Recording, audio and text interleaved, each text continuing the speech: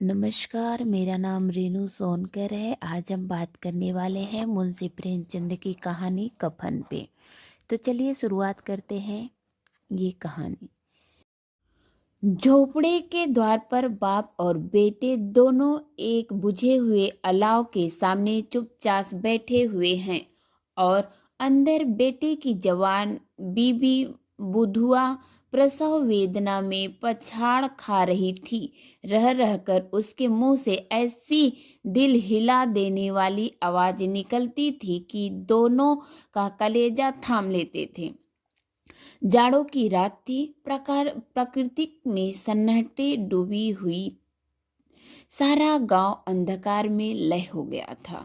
घीसू ने कहा, मालूम होता है बचेगी नहीं। सारा दिन दौड़ते हो गया, जा देख तो आ।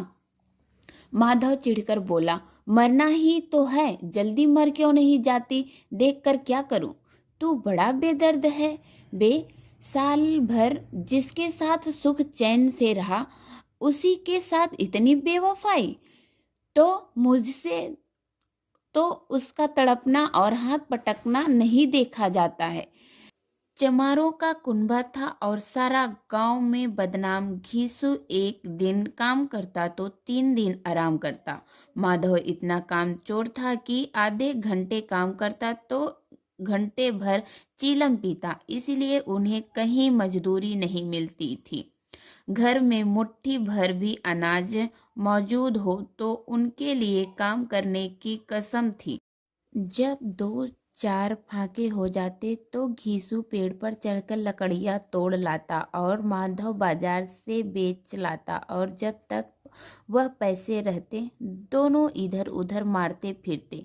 गांव में काम की कमी नहीं थी। किसानों का गांव था, मेहनती आदमी के लिए 50 काम थे।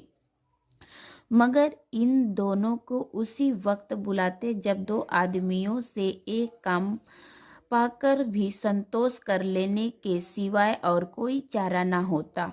अगर दोनों साधु होते तो उन्हें संतोष और धैर्य के लिए संयम और नियम की बिल्कुल जरूरत न होती। यह तो इनकी प्रकृति थी। विचित्र जीवन था इनका। घर भी मिट्टी के 2-4 बर्तन के सिवाय कोई संपत्ति नहीं।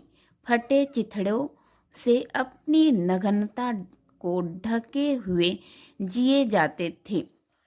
संसार की चिंताओं से मुक्त, कर्ज से लदे हुए, गालियां भी खाते, मार भी खाते, मगर कोई गम नहीं। दिन इतने की वसूली की बिल्कुल आशा न रहने पर भी लोग इन्हें कुछ न कुछ कर्ज देते थे। मटर आलू की फसलें भी दूसरे के खेतों से मटर या आलू उखाड़ लाते और भून कर खा लेते, या 10-5 ऊख उखाड़ लाते और रात को चूसते। घीसू ने इसी आशा वृत्ति से 60 साल की उम्र काट दी और माधव भी सपूत बेटे की तरह बाप के ही पद चिन्हों पर चलता रहा, बल्कि उसका नाम और भी उजागर कर रहा था। इस वक्त भी दोनों अलाव के सामने बैठकर आलू भून रहे थे, जो कि किसी खेत से खोद लाए थे। घीसू की स्त्री का तो बहुत दिन हुए देहांत हो गया था। माधव का ब्याह पिछले साल हुआ था।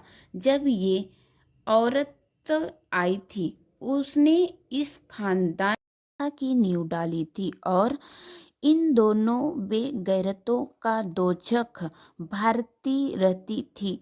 जब से वह आई, यह दोनों और भी आराम मतलब हो गए थे, बल्कि कुछ अकड़ने भी लगे थे। कोई कार्य करने को बुलाता तो उसे निब्याज भाव से दुगनी मजदूरी मांगते। वही औरत आज प्रसव वेदना से मर रही थी और यह दोनों उसी इंतजार में थे कि वह मर जाए तो आराम से सोएं। घीसू ने आलू निकालकर छीलते हुए कहा, जाकर देखो तो क्या दशा है उसकी। चुड़ैल का फिसाद होगा और क्या, यहाँ तो ओझा भी 1 रुपए मांगता है। माधव को भय था कि वह कोठरी में गया तो घिसू आलूओं का बड़ा भाग साफ कर देखा। बोला, मुझे वहां जाते डर लगता है। डर किस बात का है, मैं तो यहाँ हूँ ही। मैं तुम्हारी जाकर देखो ना। मेरी औरत जब मरी थी तो मैं 3 दिन तक उसके पास से हिला तक नहीं, और फिर मुझसे लजाएगी कि नहीं। जिसका कभी मुंह नहीं देखा, आज उसका उघड़ा हुआ बदन देखूं, उस तन की सुध भी तो ना होगी। मुझे देख लेगी तो खुलकर हाथ पांव भी ना पटक सकेगी। मैं सोचता हूँ कोई बाल बचा हुआ तो क्या होगा। सोंठ, गुड़, तेल कुछ भी तो नहीं घर में। सब कुछ आ जाएगा, भगवान दे तो। जो लोग अभी 1 पैसा नहीं दे रहे हैं वे ही कल बुलाकर रुपए देंगे। मेरे 9 लड़के हुए, घर में कभी कुछ ना था, मगर भगवान ने किसी न किसी तरह से बड़ा पार ही लगाया। आज के लिए इतना ही, फिर मिलते हैं हम कफन के दूसरे भाग में। धन्यवाद।